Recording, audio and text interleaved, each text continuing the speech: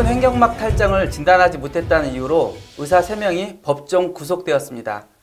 이를 계기로 의사의 정상적인 진료 결과에 대한 형사처벌이 과연 타당한가에 대한 논란이 크게 일었었습니다. 과연 그 형사처벌만이 능사일지요? 합리적인 대안은 없을까요? 외국의 경우는 어떨지 궁금합니다. 오늘은 대한의사협회 최대집 회장님과 의료정책연구소 안덕선 소장님을 모시고 의료인 자율 규제에 대한 이야기를 나눠보도록 하겠습니다. 안녕하세요. 안녕하세요. 네. 오늘 이야기를 좀 시작을 해봐야 할 것 같은데요. 회장님, 이번 그 의사 3인 구속과 관련해서 의료계 분위기는 좀 어땠죠? 우리가 이미 11월 11일 대규모 집회를 통해서 우리 사회 또 정부에 우리 의료계 분명한 목소리를 냈습니다. 의사들의 의료 행위, 의학적 판단은 형사처벌 대상이 돼서는 안 된다.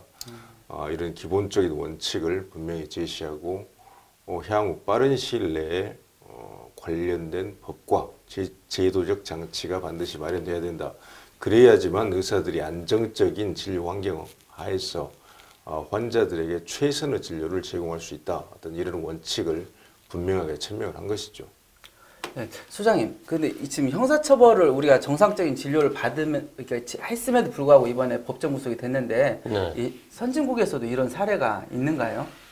물론 보편적인 범죄에 대한 형사고발은 의사도 예외는 아닙니다. 하지만 진료라는 것은 그 선한 의도를 가지고 환자에게 도움이 되기 위한 행위로서 이루어지는 거고, 그것이 설령 또 판단이 잘못됐거나 또 뭐를 하나 간과했거나 뭐 그럴 수도 있지만, 원래 형사법과는 구성 요소가 다릅니다. 그러니까 원래 형사법하고 네, 이 다르죠. 면허를 형사처벌이란 거는 내가 하는 행동이 남한테 큰 해악이 될 걸 알면서 하는 게 형사의 범죄 구성이 되는 거지, 의사들이 하는 진료 활동은 굉장히 선의를 목적으로 자기 주어진 여건에서 하는 거기 때문에 설령 어떤 그러한 과실이 발견되더라도 형사처벌이라는 예는 극히 드물고요.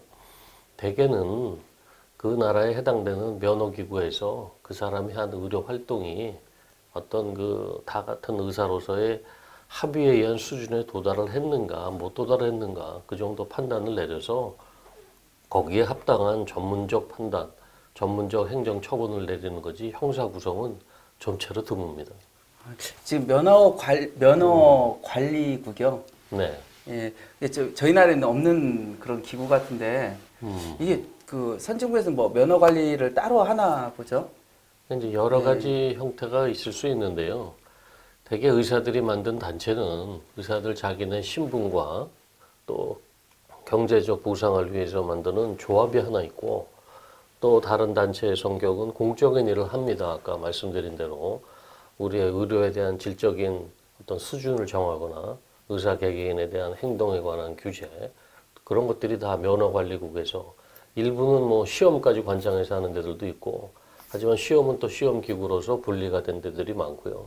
되게 의사의 면허를 받아서 그것을 관리하고, 그 단체 자체는 의사들이 낸 회비로 인해서 구성되는, 되게 그래서 이원화된 구조를 가진 나라들이 많고, 보통 어소시에이션과 영어로 카운슬 두 개로 나눠지는 것이 보편적 구조입니다. 뭐 회장님 면허관리국의 뭐 얘기를 좀 많이 들었고 고민이 좀 되고 있는 건가요? 저도 사실 이 문제에 예. 대해서 처음에 접하고 또 그 이 문제에 대해서 비교적 소상한 내용을 알게 된 지가 얼마 되지 않았습니다. 저도 이제 의사 면허를 취득하고 진료를 한 지가 20년이 다 돼가는데 그런 내용에 대해서 잘 알지 못했다는 얘기죠. 지금까지 의사 면허의 관리는 우리가 그동안의 역사, 또 우리가 지금 현재 상식적으로 생각하고 있는 것은 중앙 부처에서 국가가, 말 그대로 정부가 관리하는 것으로 그것이 당연한 것처럼 생각을 하고 있습니다. 그렇지만 실제로 그것은 바람직한 방식이 아니고, 국가 관리, 정부 관리, 거기에서 전문가 단체의 자율 규제, 이 모델이 주요 선진국이 채택하고 있는 모델이고, 이 모델이 이제 바람직하다는 것이죠. 그 부분에 대해서 오늘 의사면허관리기구가 무엇이고 과거 주요 선진국에서 어떤 역사를 거쳐서 지금 확립이 돼 있고 또 우리나라에 왜 지금 이 시점에서 의사면허관리기구가 꼭 필요한지 어떤 그런 논의를 그 분야에 대해서 관련 전문가인 안덕선 교수님, 현재 의료정책연구소 소장의직을 맡고 계십니다. 안덕선 교수님을 모시고 오늘 그 문제를 이제 본격적으로 다루어보려고 좀 생각을 좀 하고 있습니다. 그러니까 정말로 좀 아까 면허 자율기구 이런 얘기가 너무 생소해서 아까 회장님도 20년간 지금 그 의사 생활 했는데도 불구하고 좀 생소하고 어떻게 보면 정부에서 이게 그 관에서 당연히 통제하는 거라고 생각했는데 선진국 그렇게 하지 않는다는 거고 그게 더 합리적인 방안이라는 거죠. 그렇죠. 우선 우리나라 예를 들어 보면 복지부의 한 작은 부서에서 되게 이제 공무원 서너 명이 우리나라 60만 명이 넘는 보건의료인을 관리하고 있는데 제가 봐서 무슨 관리 자체가 불가능하고요. 그래서 대개는 의사는 의사, 또 치과의사는 치과의사, 간호사는 간호사, 또는 조산사랑 같이 하기도 하고 나머지 기사직역이 모여가지고 각자의 면허기구를 설립하고 그 안에서는 주된 임무는 의사보호가 아닌 사회보호입니다. 그러니까 사회와 환자의 보호를 위해서 일한다는 사회를 보호하자는 개념이 의사를 뭐 네. 의사 이익이 이런 게 아니라 아니죠. 사회, 네. 그러니까 사회를 보호한다는 시각이 곧 의사를 보호한다는 것도 되기 때문에 언뜻 생각하시면 처음에 이해가 못할 수도 있는데 의사들로 하여금 항상 좋은 진료와 바른 진료 쪽으로 계도하고 또 그걸 하기 위하도록 여러 가지 규정과 자체 내 규율을 만들어서 서로 같이 지키자고 규약하는 단체라고 보시면 되고요. 대개는 그런 단체들은 법적인 지위를 갖습니다. 그러니까 법정 단체인데 의사들이 순수 자신들의 신분과 이익을 위해서 만드는 단체들은 굳이 법정 단체가 될 필요는 없고요. 또 나라마다 그런 이익 단체도 법정 단체를 부여하는 이유는 복수 단체보다는 한 단체가 생길 때 정부도 서로 상호 협상하기도 좋기 때문에 그런 지위를 주기 위해서 만드는 거죠. 그래서 아까도 말씀드렸습니다마는 의사 단체들은 전문직 단체는 대개 두 가지로 이유화돼서 한쪽은 면허 그리고 저희는 이제 그런 철학이 없는데 다른 나라에서 이렇게 기록들을 보면 면허는 과연 누가 주는 것이냐 우리는 당연히 복지부 장관이 준다고 생각하지만 프랑스 같은 데 써놓은 걸 보면 퍼블릭 공중이 수여한다 퍼블릭이 주요하는 것이다 또 미국 같은 데 보면 지역 주민이 미국은 주마다 면허가 틀리지 않습니까? 그래서 지역 주민이 부여하는 것이다. 그래서 저희하고는 좀 다른 생각. 우리는 너무나 이렇게 관에 통솔된 듯한 그런 체제에서 살아왔기 때문에 관이 주는 걸로 착각을 하는데 복지부 장관이 준다는 건 좀 어폐가 있어 보입니다. 저는. 네. 이번에 사실 의사면허관리기구에 대한 논의는 사실 이번 40대 집행부에서 사실 주요 과제로 설정을 하고 3년 안에 이게 상당히 굉장히 큰 정책 과제이기 때문에 3년 안에 이것을 달성하겠다 그것보다는 그것을 위한 어떤 기초작업 초석을 다지겠다 그런 목적으로 사실 시작을 했는데 최근 이 논의가 의료계 내부에서 굉장히 큰 물살을 타지 않았습니까? 그것은 결국은 의사들의 어떤 의료 행위 또 의학적 판단에서 발생한 문제들을 준사법기관이 수사기관이 검찰에서 형사사건으로 다루고 법원에서는 심지어 법정 구속까지 하고 또 보건복지부가 거기에 따른 행정처분을 거기에 따라서 하고 이런 시스템으로는 더 이상 힘들다. 그런 것이 이제 직접적인 계기가 되면서 이제는 더 속도를 내야 되고 가급적이면 이번 40대 집행부 안에서 실질적으로 합법적 권한까지 갖는 의사면허관리기구를 이번에 설립을 해야 되겠다. 이렇게 이제 점점 우리가 처음에 생각했던 것보다 지금 더 빨리 논의가 진행이 되고 있고 실제로 관련된 어떤 우리가 이제 특위 관련된 어떤 TF도 지금 구성했지 않습니까? 그래서 관련돼서 어떤 식으로 한국에서는 우리나라에서는 의사면허관리기구가 구성이 돼야 되고 이런 어떤 모델들이 어디에서부터 사실 이제 연원이 외국에서 있었는지 그런 부분을 조금 소개를 해주시면 좋겠습니다. 그 연원을 따지자면 길게는 중세까지 올라가서 중세까지 네, 영국에서 이 의사들에 관한 거는 전문직 내에서 처리하는 게 더 전문성이 있고 말도 잘 듣고 그렇다 그래서 당신은 왕실과 종교 지도자들이 힘이 있던 시절이라서 의사들이 가서 종교 지도자를 설득하고 그분이 그 추기경이 영국의 헨리 8세한테 얘기해서 최초의 가장 그 좀 초기 단계인 지금과 같이 본격적인 현대적인 면허기구는 아니더라도 자율기구가 설립된 게 1518년인가 그렇습니다. 500년 전이네요. 네, 그러니까 1511년에부터 청원을 해서 7년에 걸려서 1518년에 만들었고 그 뒤 오늘과 같은 면허기구하고 비슷하게 된 건 영국에서요. 제너럴 메디컬 카운슬 아까도 말씀드렸죠. 이런 일을 하는 건 카운슬이고 이익단체는 주로 어소시에이션으로 표현하는데 메디컬 카운슬을 브리티시 메디컬 어소시에이션에서 산파 역할을 해서 독립시켜서 만들어냅니다. 이 사람들이. 그래서 그게 19세기 말인데 영국이 그 당시 힘이 있었고 또 많은 식민지를 갖고 있다 보니까 그것이 식민지 국가에도 전파가 되고 미국 사람들 영국제도 이름을 그대로 쓰는 건 싫고 이름을 변형시켜서 주마다 면허기구를 만들어서 그게 스테이트 메디컬 보드가 돼서 각 주마다 있는 게 아니라 큰 주는 2개가 있을 수도 있고요. 의사 면허기구 하나만 가지고 또 괌이라든가 이런 섬은 섬 단위에서 또 여러 개 보건의료 직종을 묶어서 하나의 면허기구가 될 수 있어서 현재 미국에서만 70개의 면허기구가 존재하고 오늘날 그 면허관리기구는 영어를 쓰던 영연방의 전통 거기에 의해서 굉장히 많이 전 세계에 확산이 돼 있고요. 또 독일하고 프랑스는 나름대로 자체적으로 발달시킨 면허기구들이 있고 저희가 가장 유사하게 보이는 거는 아마 독일이 아닌가 싶습니다. 독일식 모델이 일본한테 전수됐고 일본이 우리한테 들어올 때 우리가 명확한 뜻은 모르는 채 이제 메디컬 어소시에이션 그래서 의학협회였다가 지금 이제 의사협회로 만들었고 최근에 벌어진 여러 가지 그 의료 사고라든가 그런 걸로 인해서 사회에서는 이들에 대한 징계에 대한 요구가 많고 그 책임이 마치 저희한테 있는 것처럼 얘기를 하는데 물론 같은 동료로서 우리가 일부 그 뭐 미안한 마음도 다 갖고 있긴 하지만 실제 그거를 처벌하는 기구는 매우 효율성이 떨어지는 복지부가 쥐고 있기 때문에 복지부에서 어떻게 할 수 있는 좋은 기재가 없어서 이런 일이 저희가 대신 그 비난을 감수하고 있어서 앞으로 이런 기구들을 만들어서 그 기구에서 처리할 수 있고 사회적 신뢰를 획득할 수 있도록 만드는 게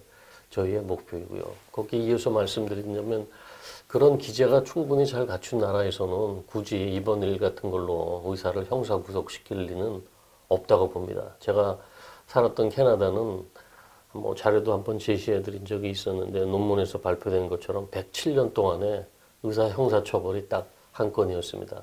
여기서 한 건이라는 거는 의료로 인해서 생긴 사안을 가지고 처벌한 게 한 건이었고 그것은 마취과 의사 스스로가 자기가 자인을 하고 자기에게 죄가 있다라고 얘기를 한 거고 그 마취하는 도중에 잠깐 무단 자리 이탈을 하고 자기 사물을 보고 돌아왔다 그 사이에 사고가 난 케이스고 나머지는 설령 형사고소를 당했더라도 법원의 심판에 의해서 뒤집어져서 다시 다 해결이 됐던 그래서 단 한 건 107년 동안에 있는 게 캐나다인데 대신에 그분들은 영국의 식민지였고 저런 면허관리기구 이런 걸 식민 초기부터 받아들여서 19세기부터 정착시켜 왔기 때문에 사회적 믿음이 있는 기관으로서 거기서 해결하는 걸 국민들이 믿고 따라줘서 저희 같은 불행한 구속 사태는 그렇게 흔히 볼 수 있는 그런 건 아닙니다. 네.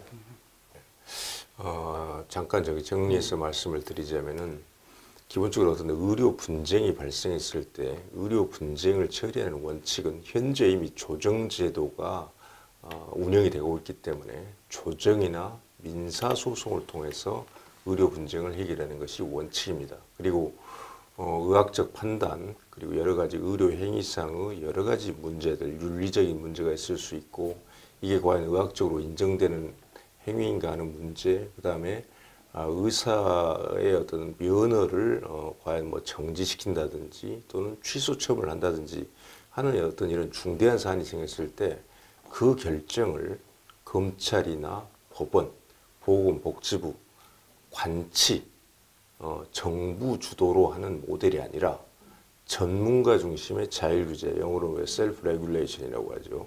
전문가 단체, 전문가들의 자율 규제의 방향으로 해야 된다는 것이 오늘 의사면허관리기구를 논의하는데 핵심적인 그런 내용입니다. 의사면허관리기구에서 하는 업무 영역들을 조금 명확하게 몇 가지로 정리하면 어떻게 정리할 수가 있을까요?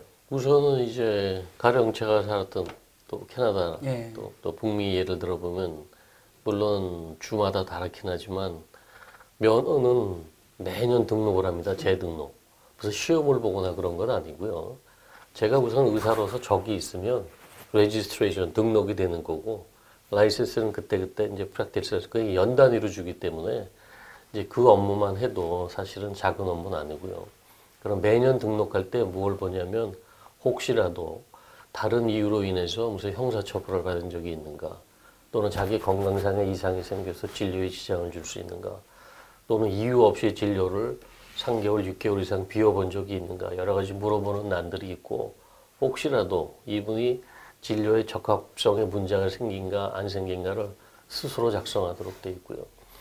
또 아까 말씀드린 대로 어떤 분쟁이 생겼을 때 그것을 받는 소원수리 기관으로서의 역할도 하고 그건 아무거나 받는 건 아니고 반드시 실명 기재되고 적절한 폼이 있어서 그 양식에 맞춰서 소원수리가 접수가 되면 그거를 심사해서 아 이것이 한 번쯤 심사를 해볼 만한 건이다 싶으면은 거기에 관한 판정을 내려주고 또 경우에 따라서는 아 이건 의사가 뭔가 심각한 문제가 있다. 그 중에 하나가 무슨 교육이 부족하다 그러면 교육 명령도 내려볼 수 있고 또는 정말로 여기는 좀 고의성이 강하고 아주 나쁜 일 같다 그러면 이론적으로는 형사 고발도 거기서도 가능하고요.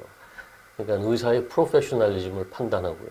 진료 적합성에 대한 판단을 내려주는 것이죠. 그러니까 아까 회장님이 좋은 말씀을 하셨는데 우리나라는 불행하게도 그러한 전문 직업성에 관한 판단을 법원이 내리는 그런 세상이 되어버렸습니다.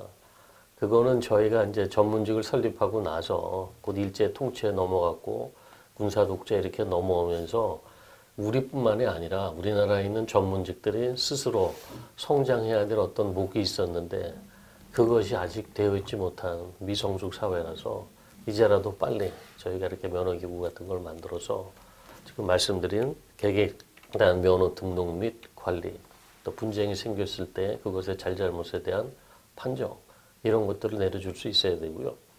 배상은 대개 어느 나라든지 그거는 민사건이기 때문에 또 다른 기구를 통해서 배상기구는 저희도 지금 여기 배상조합이 있지 않습니까? 또는 보험회사도 있고 그런 것들의 기재가 해결하는 거고 여기서는 어떤 특정 사안에 접수받은 사안에 대해서 뭐가 잘못되고 뭐가 잘 됐고를 판단 내려주고요. 대개는 거기 올라온 것들을 보면 한 90% 정도 가까이가 의사소통장입니다. 그래서 중재를 해서 양쪽을 불러다가 소명을 시키고 또 필요한 경우에는 사과만 해도 끝나는 경우들이 대부분이고요. 실제로 이제 문제 삼아서 되는 것들은 생각보다 그렇게 많지는 않지만 그럼에도 불구하고 캐나다 같은 데 아주 잘 됐다고 베스트 프랙티스라고 인정받는 그런 주를 보면 한 3만 명 의사를 위해서 의사들이 자기들이 돈을 내줘서 이끌어가는 단체가 직원이 한 200명 되고 한 5층 건물 정도를 쓰고 있고요. 그 안에는 뭐 사회학 박사, 법학 박사, 무슨 박사들도 있고 연구원들도 있고 전직 뭐 검사 또 조사원들도 있고 그러니까 나라에서 조사 기능까지 부여를 했고요. 또 일부 국가에서는 거기서 내린 판결이 법원에서 내리는 1심 기능을 대체합니다. 그래서 거기에 만약에 이의 제기를 하려면 그보다 상위 고등법원이나 행정법원에서 절차만 점검하는 그런 성숙된 제도들을 갖고 있어서 의료에 관한 것으로 인신을 구속하고 형사처벌하는 일은 계속 말씀드리지만 극히 드문 예라고 말씀드릴 수 있습니다. 네. 맨 처음에 자율 면허, 이게 면허 규제, 면허 자율 규제 이런 얘기가 나오면 뭐 의사들 뭐 이익을 챙기려는 거 아니냐 이런 느낌으로 항상 좀 이해가 됐던 것 같기도 한데 지금 방금 교수님 얘기와 회장님 얘기 들어보니까 뭐 그런 문제가 아니라 정말 사회 안전을 위해서 정말 효율적인 방안이 되는 것이 아닌가 싶은 생각이 정말 절실히 듭니다. 그렇습니다. 만약에 이거를 지금처럼 모든 건건이를 법원에서 다룬다면 그것의 사회 낭비적 비용을 한번 산정해 보십시오. 모두가 불편해합니다. 가능하지도 않은 불편하고. 것 같아요. 그러니까. 네, 네. 불편하고 제대로 된 제도는 아닙니다, 이것은. 정말 이렇게 어떻게 해결할 방법이 있을까요, 회장님?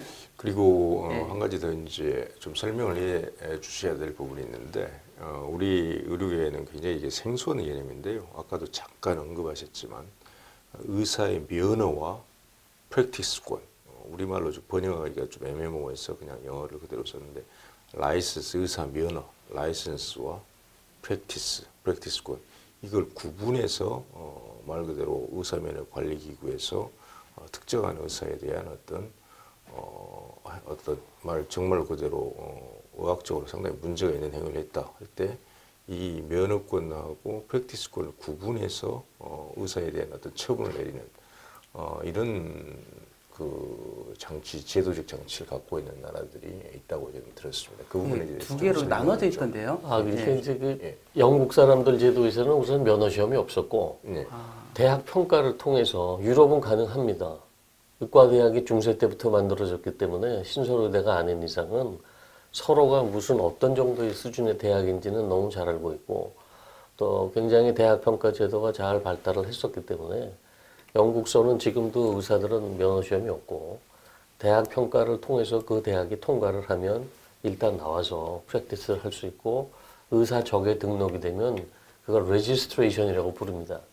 그래서 옛날에 그 몇 년 전만 해도 영국서 레지스터드 피지션이냐 그러면 면허 있는 사람이나 마찬가지였다가 이제 다른 나라에서 자꾸 라이센스라는 용어를 쓰다 보니까 이 사람들도 라이센스 개념을 도입했습니다. 그래서 레지스트레이션이라는 것은 의사로서 적은 올라 있고 그 대신 프랙티스를 하려면 반드시 라이센스를 받아야 되고 그거를 또 세분해 가지고 우리 동남아시아만 가도 영연방 식민지 있던 나라는 Annual Practice Certificate APC 매년 진료받을 허가를 받은 그러니까 진료권을 매년 이렇게 갱신하는 거고요. 이제 그런 것들이 새로운 메디컬 레귤레이션 그래서 하나의 작은 분야로서 지금 성장하고 있고요. 그러니까 대학 평가, 의사 시험, 라이센스, 레지스트레이션, 애뉴얼 프랙티스 서티피케이트 이런 것들이 용어상에 분리가 되기 시작하고 또 어떤 나라는 5년마다 간단한 구두 시험을 간단하게 면접하는 나라도 생겼습니다. 그 리벌리데이션 진짜 5년에 한 번씩 그거는 재갱신하는 나라도 생겼고요. 여러 가지 세분화된 조치들이 생기고 있어서 이제 종래 우리가 가지고 있던 의사 면허 우리가 가졌던 한 가지 개념에서 매우 세분화된 개념으로 바뀌고요. 면허 시험만 해도 저희는 뭐 일찍부터 도입해서 그걸로 큰 우리나라의 의학교육 발전에 도움이 되는데 영국만 해도 안 보고 있다가 결국은 2020년 면허 시험을 도입하기로 했고요. 그 이유는 과거에는 면허 시험이 일종의 암기 능력 테스트라고 굉장히 폄훼하는 사람도 많았는데 시험 자체도 발달해 가면서 매우 정교해지고 위험한 사람을 조금 가려낼 수 있게 됨으로써 그것이 이제 바뀌게 됐습니다. 그래서 지금 회장님이 좋은 걸 지적하셨는데 새로운 면허에 관련된 개념들이 다 들어와야 되는데요. 이런 것들이 잘 들어와 있었으면 한의사하고 직업 분쟁도 없었을 거고요. 외국서는 그 면허와 그 밑에 따라오는 게 스코프 오브 프랙티스. 직역이 뭐냐 이제 그 직역별로 데피니션이 있고 영역이 뭐고 이 사람들이 하는 일이 뭐라고 명확하게 구별을 해서 서로 이렇게 분쟁도 있을 수가 없게 이렇게 만들어놨고요. 또 매년 등록함으로써 정확하게 우리나라에서 활동 의사가 몇 명인지 그 의사 수요 산정에도 우리보다 훨씬 정확한 데이터를 뽑아낼 수 있고요. 그래서 이런 의료 규제에 관한 이제 좀 가장 최근의 컨템포러리 사이언스들이 이제 들어올 때가 되지 않았나 싶습니다. 네. 좋은 지적이십니다.